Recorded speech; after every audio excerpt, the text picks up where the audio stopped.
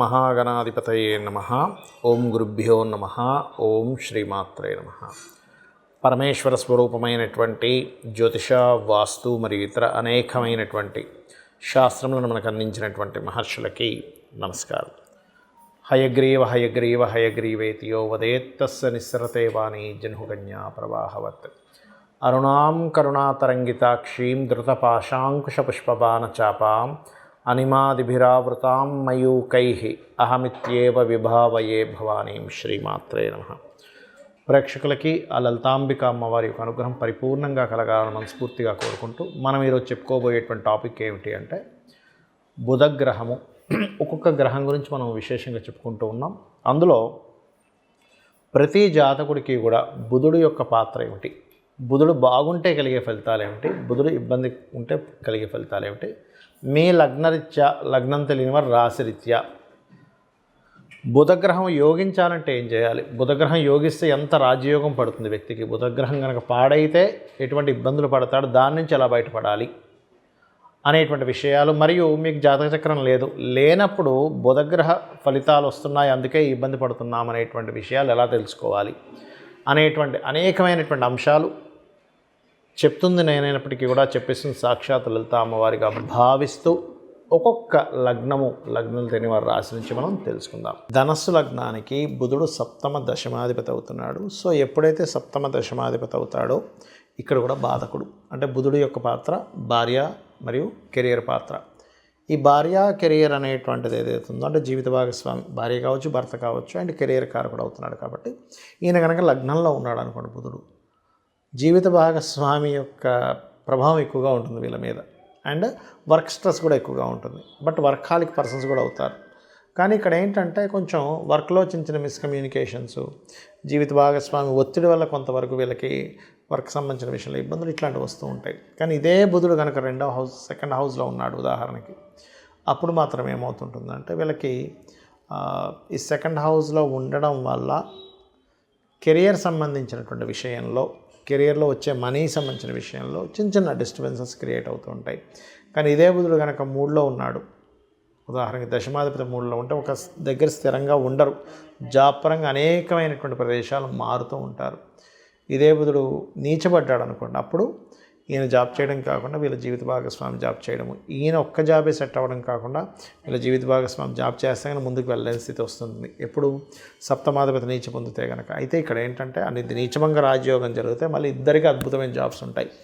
ఇదే బుధుడు కనుక పంచమంలో ఉన్నాడు ఉదాహరణకి, అప్పుడు జరిగేటువంటి ఫలితాలు ఏమిటి అంటే ఇక్కడ కొంతవరకు కొన్ని సందర్భాల్లో అంటే శత్రుక్షేత్రం అయినందుకు కొంచెం వివాహ సంబంధించిన విషయంలో కొంత సీక్రెసీగా కొన్ని మెయింటైన్ చేయడం కానివ్వండి, లేదా జీవిత భాగస్వామి కొంత ఇంట్రోవర్ట్ పర్సన్ అవ్వడం కానివ్వండి, అదేవిధంగా కొంత అగ్రెసివ్ నేచర్ అయి ఉండడం కానివ్వండి, ఎందుకంటే అక్కడ అగ్రెసివ్ కారకుడితో సంబంధాలు ఏర్పడ్డాయి, ఇటువంటివి ఏర్పడుతూ ఉంటాయి. కాకపోతే ఇక్కడ పంచమంలో ఉన్నప్పుడు కూడా ఏంటంటే కొంచెం ఉన్న ప్రదేశం కాకుండా వేరే ప్రదేశానికి వెళ్తేనే కెరియర్లో బాగా రాణిస్తారు.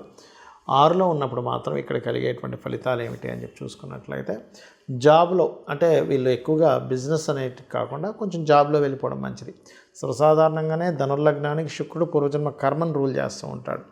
కాబట్టి ఏంటి, ఈ పూర్వజన్మ కర్మస్థానంలో వెళ్ళి కూర్చున్నాడు బుధుడు, అంటే మహాదశ వచ్చినప్పుడు కొంచెం జీవిత భాగస్వామితో దూరం అవ్వడం ఇట్లాంటివి కూడా ఇస్తూ ఉంటాయి. వృషభంలో కనుక ఉదాహరణకి బుధుడు ఉన్నట్లయితే, అదే సప్తమాధిపతి సప్తమంలో ఉన్నాడు అనుకోండి, అప్పుడు మాత్రం జరిగేటువంటిది ఏమిటంటే బాగా ఇంటెలిజెంట్ జీవిత భాగస్వామి రావడం జరుగుతూ ఉంటుంది. అట్లాగే కొంచెం మిస్కమ్యూనికేషన్స్ కూడా వస్తుంటాయి, ఎంతైనా పాపి బాధకుడు కాబట్టి. బట్ అష్టమంలో ఉన్నాడు ఉదాహరణకి, అలాంటప్పుడు మాత్రం ఒక సంబంధం దగ్గర దాకా వచ్చి మిస్ అయ్యి మళ్ళీ ఇంకో సంబంధంలోకి వెళ్ళడము ఇట్లాంటివి జరుగుతాయి. కాకపోతే ఏంటంటే ఇక్కడ కూడా కొంచెం జాబ్ సంబంధించినటువంటివి ఎక్కువగా వీళ్ళకుంటే ఒకే దగ్గర స్థిరంగా ఉండిపోవడం అనేటువంటిది కూడా ఇస్తూ ఉంటుంది జాబ్ సంబంధించిన విషయాల్లో. అండ్ అదేవిధంగా మరొక విషయం ఏంటంటే అదే చేంజ్ ఉంటుంది కొంతవరకు చర్రాశుల్లో ఉన్నందుకు. బట్ ఇక్కడ ఏంటంటే మనం ఈ పూర్వజన్మ కర్మ అనేటువంటిది ఎక్కువగా రూల్ చేస్తుంటుంది కాబట్టి చూసుకోవాలి. అండ్ అదేవిధంగా ఈ భాగ్యంలో ఉన్నప్పుడు మాత్రం ఉన్న ప్రదేశం కాకుండా వేరే వేరే ప్రాంతాలకు వెళ్ళడం ద్వారా, అంటే బుధుడు వెళ్ళి సింహరాశిలో ఉన్నాడు ధనుస్సు లగ్నానికి, వేరే వేరే ప్రాంతాలకు వెళ్ళడం ద్వారా కలిసి వస్తుంది. దశమాధిపతి కనుక దశమంలో ఉంటే అప్పుడు మీకు లగ్నాధిపతి దశమాధిపతి ఇద్దరు స్ట్రాంగ్గా ఉన్నారంటే కెరియర్లో టాప్ పొజిషన్లోకి వెళ్తారు. ఇదే సప్తమ దశమాధిపతి లాభస్థానంలో ఉన్నాడు, అప్పుడు ఏమవుతుందంటే చరరాశి అయింది కాబట్టి ఒక ప్రదేశంలో ఉండకుండా మీరు ఎంత చేంజ్ అవుతుంటే అంత బాగుంటుంది. అండ్ అదేవిధంగా కొంత నిగూఢమైనటువంటి విషయాలు కనిపెట్టడంలో కానీ, అదేవిధంగా కొంతవరకు ఏంటంటే ఇక్కడ గమనించుకున్నట్లయితే కొంచెం ఇష్టపడిన వారిని వివాహం చేసుకోవాలనే ప్రయత్నం కొంతవరకు ఫలించడం. ఎందుకంటే సప్తమాధిపతి శుక్రక్షేత్రాల్లో ఉన్నాడు, శుక్రుడు లవ్ కారకుడు, ఇట్లాంటివి జరుగుతూ ఉంటాయి. ఇక 12లో ఉన్నప్పుడు పర్టికులర్గా ఏంటంటే ఎక్కువగా వర్క్లో ఎక్కువ స్ట్రెస్ ఉంటుంది.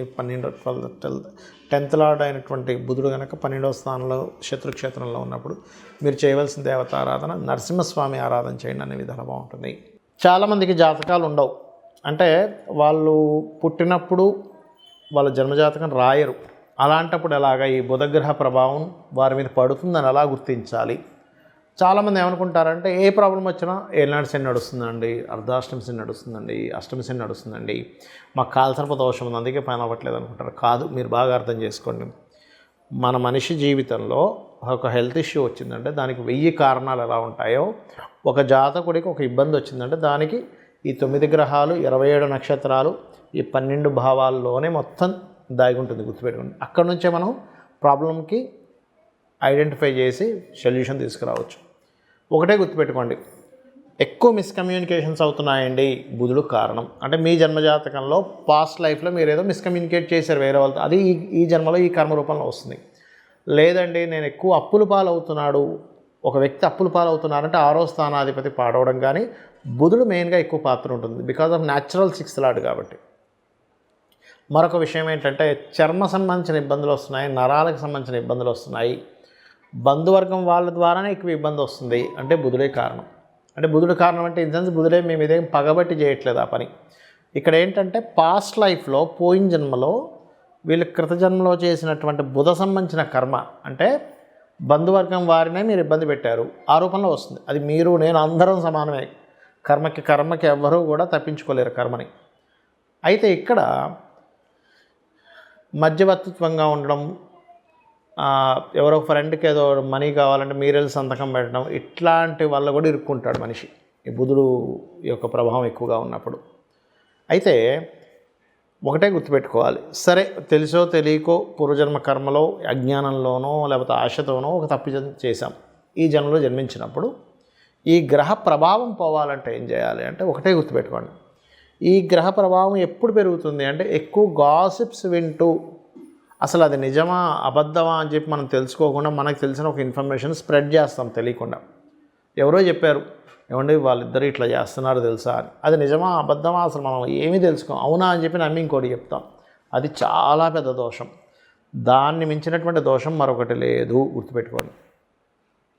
కానీ ఇదే బుధుడు బాగున్నాడు అనుకోండి, వ్యాపారంలో టాప్ పొజిషన్లోకి తీసుకెళ్తాడు. నేను దాదాపుగా ఒక 5,000 జాతకాలు టాప్, అంటే ఒక బిజినెస్లో ఇంకా ఒక రేంజ్లోకి వెళ్ళిన జాతకాలు చూసినప్పుడు వాళ్ళందరి జాతకాల్లో నేను చూసింది ఏంటంటే బుధుడు బాగున్నాడు.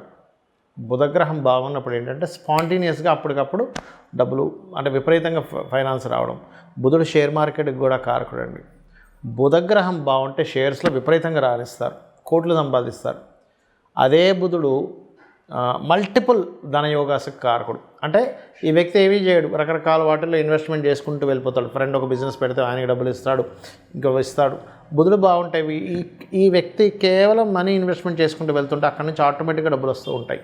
ఇది బుధగ్రహం యొక్క బలం. ఇదే బుధుడు కనుక పాడైతే అనాలోచితమైనటువంటి పనులు అస్సలు ఆలోచించరు, ఏవేవో చేస్తూ ఉంటారు, ఏవేవో పోగొట్టుకుంటూ ఉంటారు, ఏమేమో అయిపోతూ ఉంటారు, మళ్ళీ నేను గొప్పగా ఆలోచించానని చెప్పుకుంటూ ఉంటారు. ఇది చాలా చాలా కేర్గా ఉండవలసిన విషయం. అందుకని మన వాళ్ళు ఏం చెప్తారు, చిన్నప్పటి నుంచి విష్ణు సహస్రనామాలు నేర్పించండి పిల్లలకి అంటారు. ఎందుకు? బుధుడు బాగుపడతాడు. బుధుడికి అధిష్టాన దేవత విష్ణువు. లేదంటే నాకు నోరు తిరగదు అని అనుకుంటే కనీసం ఓం నమో నారాయణాయ అని నామం చేసుకోవచ్చు.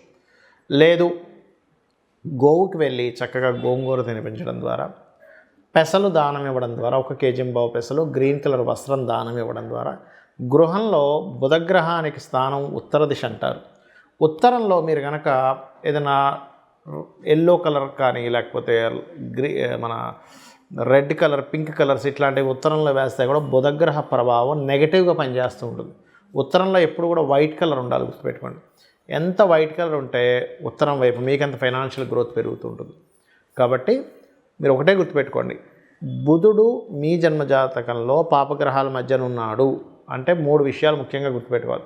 అప్పుల జోలికి వెళ్ళొద్దు, అప్పులు ఇవ్వడం కావచ్చు, తీసుకోవడం కావచ్చు, వెళ్ళొద్దు.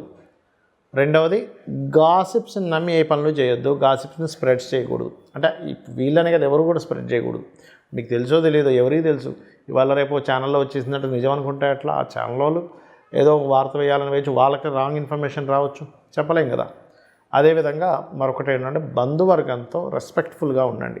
బంధువర్గంతో ఎవరైతే రెస్పెక్ట్ఫుల్గా ఉండరో, అనవసరమైన గాసిప్స్ స్ప్రెడ్ చేస్తూ ఉంటారో వాళ్ళందరికీ కూడా నెక్స్ట్ జన్మల్లో బుధగ్రహం బాగోదు, దానివల్ల ఎక్కువ ఇబ్బంది పడతారు. అన్ని ప్లానెట్స్ కంటే most powerful and dangerous planet కూడా బుధుడే.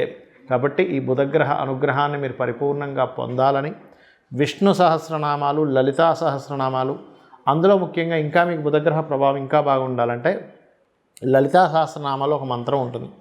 ఓం కర్పూర వీటికామోద సమాకర్ష దిగంతరాయే నమః. ఇది చేయండి, అన్ని విధాలా బాగుంటుంది. శ్రీమాత్రే నమః.